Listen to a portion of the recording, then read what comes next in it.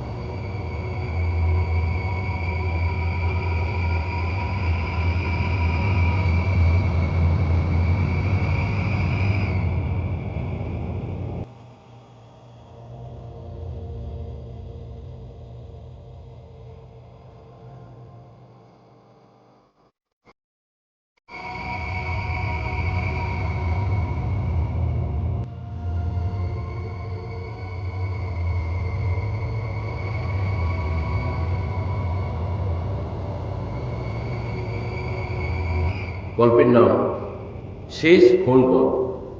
কাহিনী সংগৃহীত। রাত তখন 10টা। বাইরে প্রচণ্ড বৃষ্টি, ঝড় আর বজ্রপাত।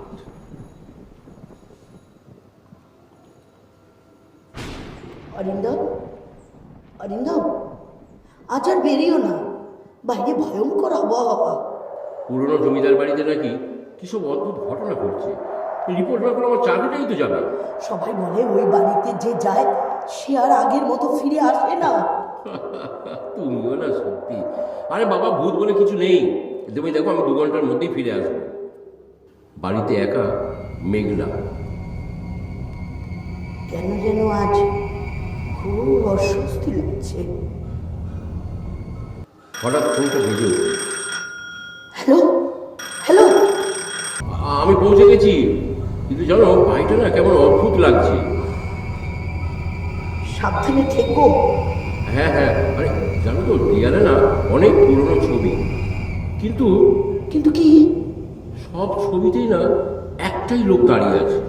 আর আমি যেদিকে যাচ্ছি, ছবির লোকটা না মুখও সেই দিকেই ঘুরোচ্ছে। অরিন্দম, অরিন্দম।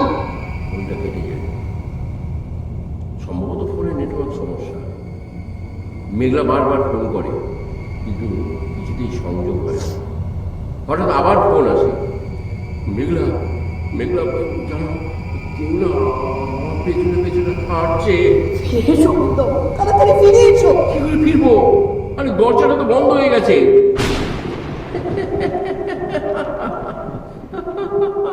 কে কে ওখানে? ফোনটা কেটে যায়।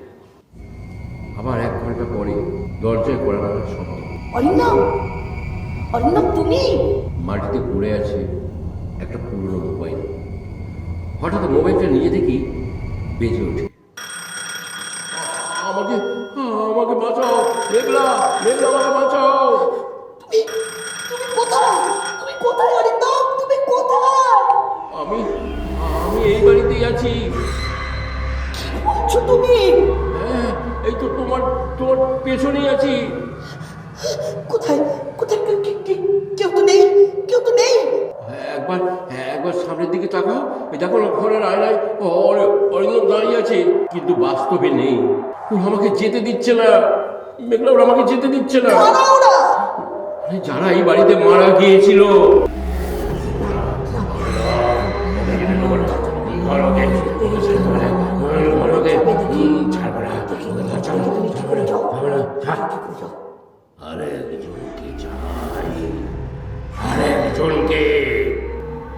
ঘরের সব আলো হঠাৎ নিভে যায়।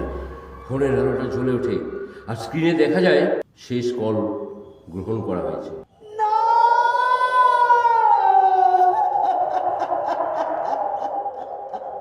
আমি আমি আর বাঁচবো না, বাঁচবো না।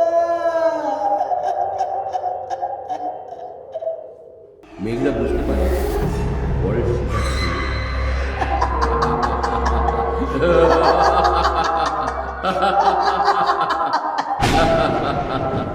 পরের দিন সকালে পুলিশ বাড়িতে আসে।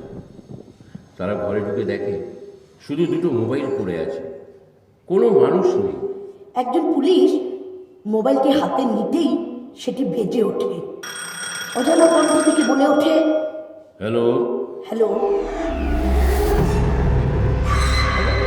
হ্যালো হ্যালো, এবার তুমি আসবে তুমি।